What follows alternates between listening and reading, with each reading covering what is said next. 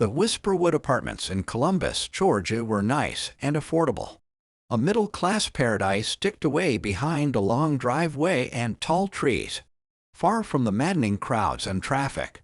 Only nowadays the pretty scenery, the nature trails, the swimming pool and pristine gym, all of them were close to useless. Sure, there was still the apartment's lakeside view, but everything else remained off-limits due to the quarantine. Unless you wanted to risk contracting COVID-19. GWYNYDH Carpenter shorted it. She stayed on lockdown in apartment 17. A self-imposed imprisonment. Not that she was doing too bad. There were no prison bars in this penitentiary. Even in a bland apartment with 2 bedrooms and 1 bath, GWYNYDH still had junk food and booze. Not to mention a shitload of Netflix. The shows and movies were what kept her mind at ease. Gwyneth's security blanket from all the strange sounds she heard at night. The low cries or footsteps. Maybe the apartment was haunted. GWYNYDH was too scared to check. Instead, she drowned her fear in booze and sweets. In the escapism binge watching everyone else was doing during these solitary months. Staying at her station, GWYNYDH sat in bed, surrounded by cult movie posters. College graduation photos that were by far the highlight of her young life. A pizza box and bottle of wine sat on the nightstand. A purple bathrobe draped over Gwyneth's slender frame. An iPhone glued in her hands. GWYNYDH was a groomed, pretty prisoner. Just bored. Like a frat guy, she burped and slouched back on the lush pillow. Down that glass of wine in seconds. Black straight bangs hung over her eyes, but couldn't block her bored gaze. Is this it? She said to herself. The flat screen showed so many shows and movies, all of which she'd seen multiple times. Tiger King, the Scream films, every mediocre Netflix original horror movie possible. No new content was coming to her rescue. I've already seen all these, Gwyneth's drunken rant continued. Amidst the silence, she placed her glass on the nightstand. GWYNYDH stole a look out the window, out into the dark night. Shit, she muttered. She checked her phone. 3 a.m. No different than 3 p.m. in this survivalist schedule. Stuck on her suggested screen, GWYNYDH tilted her head back, caught in that groggy state between intoxication and slumber.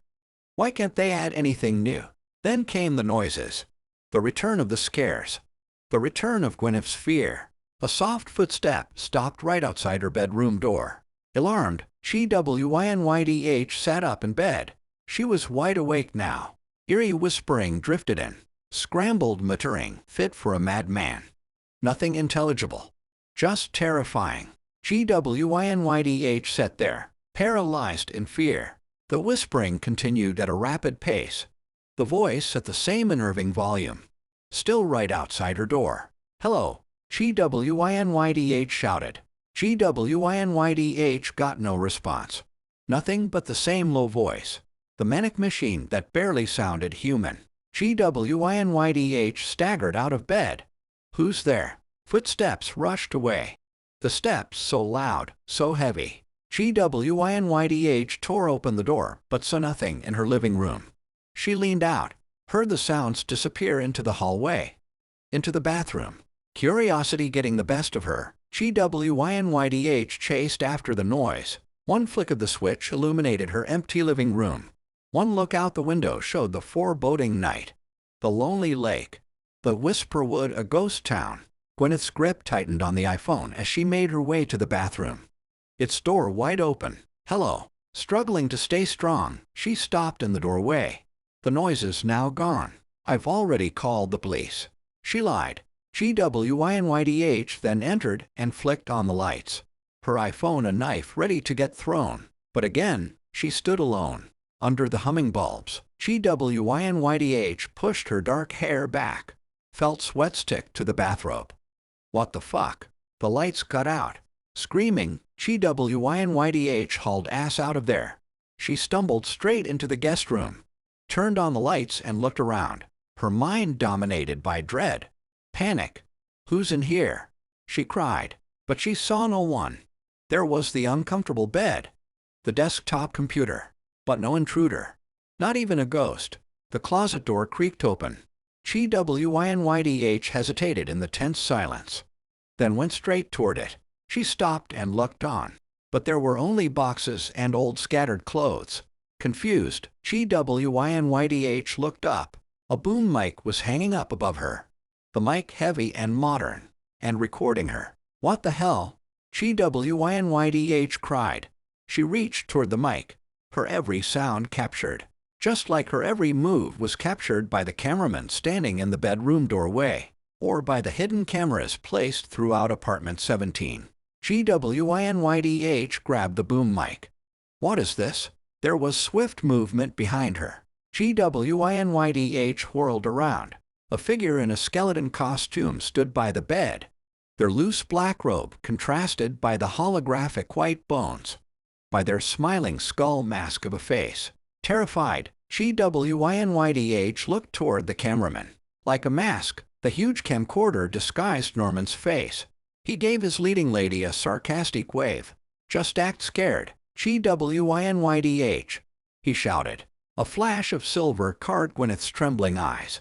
She saw the skeleton raise a long machete. GWYNYDH didn't have a chance.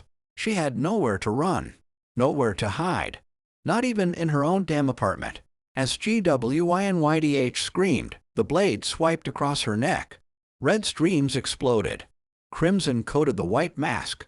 Fresh red paint decorated the room, all in vivid technicolor. Overflowing blood drowned out Gwyneth's cries. She clutched her slit throat. Helpless, turning, she faced the cameras in flinching, merciless eye. Her death completely captured on film. Keep going, Norman yelled. GWYNYDH fell to one knee. Lunging forward, the masked killer pushed her to the ground. A red river now built beneath GWYNYDH. The guest room her grave. The last thing she saw, the silent skeleton standing up over her, watching her last breaths. And cut, Norman announced. He lowered the camera, revealing a wild smile, his eyes beaming behind those big glasses. Fantastic, Rebecca. Fueled by joy, the skeleton ripped off the skull mask. Rebecca could now relax in her own skin, in the chubby frame and blue-cropped hair she had hidden all along. Rebecca let out a sigh of relief. Woo, that got hot. She gave Gwyneth's corpse a soft kick. A brief celebration to the slaying. Game, set, murder, all going to Rebecca. Norman stopped next to her.